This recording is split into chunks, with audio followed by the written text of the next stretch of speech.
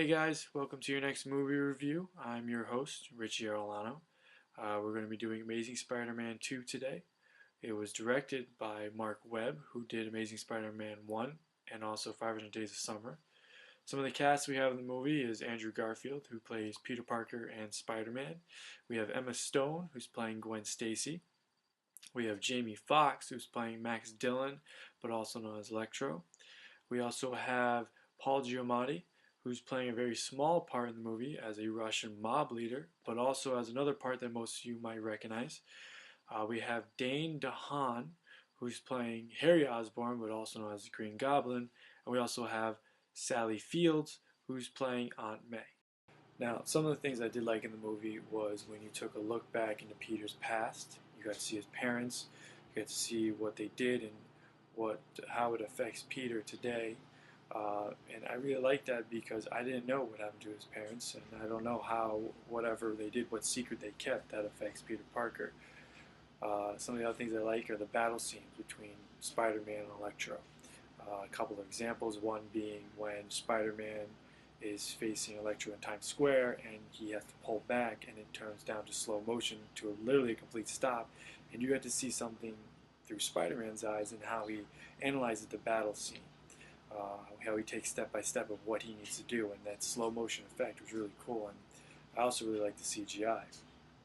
Another scene was, towards the end when it was Electro versus Spider-Man, and he's phasing in and out of electric towers, and just literally one punch after another to Spider-Man, just literally pummeling him left and right. And I really thought that was cool because it was like the speed of light, and he is electricity, so it entertained me. And of course, the final thing is I just love how they picked Andrew Garfield to play Spider-Man, because he does the perfect Spider-Man to me, because it's a cocky, arrogant high school student who just makes fun of life and thinks he's above the world until he's really in danger and realizes how dangerous the world can be. Now, some of the things I did not like in the movie, one being the plot they had for the villains. Now, a lot of rumors were that you have three villains, it could be ending badly like it did in Spider-Man 3 with Tobey Maguire. And to me, it wasn't that bad, but it was no Spider-Man 3. The only thing I didn't like is that the hierarchy of the way they had the villains set up. I think that they could have did it up a little differently, switched it a little around, kind of like a video game where you go from the lower boss, and as you get to each boss, it gets a little tougher. I just think they were off by literally one scene. So that was the only thing really about the villains I was disappointed, but the transition itself was pretty cool. Another thing I didn't like was the after the credits scene, because it really wasn't about Amazing Spider-Man 2. They did set up Amazing Spider-Man 2 to end leading into maybe another movie, possibly the Sinister Six. But the after credits was for another movie, and it just wasn't a Marvel thing for me. Usually you get to see a little piece of the next installment.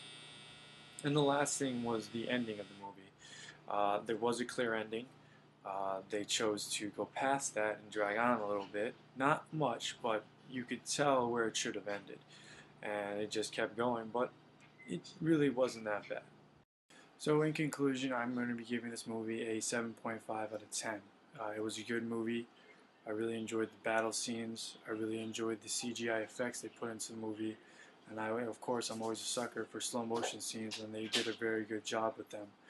I really liked looking into Peter Parker's past, putting a name to the face of his parents and how they affected Peter.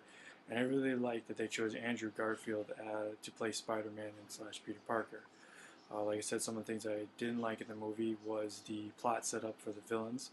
I really think they could have switched that around just a tiny bit, but it was definitely better than what they tried to do in Spider-Man 3 with Tobey Maguire.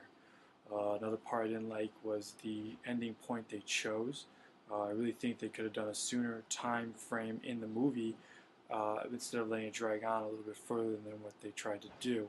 I understand they were trying to set it up for Amazing Spider-Man 3, but they could have done that in the ending credits scene, or basically after the credits.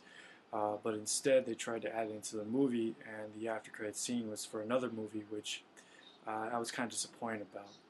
I definitely did like Amazing Spider-Man, the first one, better than the second one, but still, this movie is good, and I really think it's worth the ticket to go see. Thank you. Again, this is my review on Amazing Spider-Man 2. Please like and subscribe my channel. The next movie I'm going to be doing is 22 Jump Street, which comes out on June 13th in theaters. So thank you all again.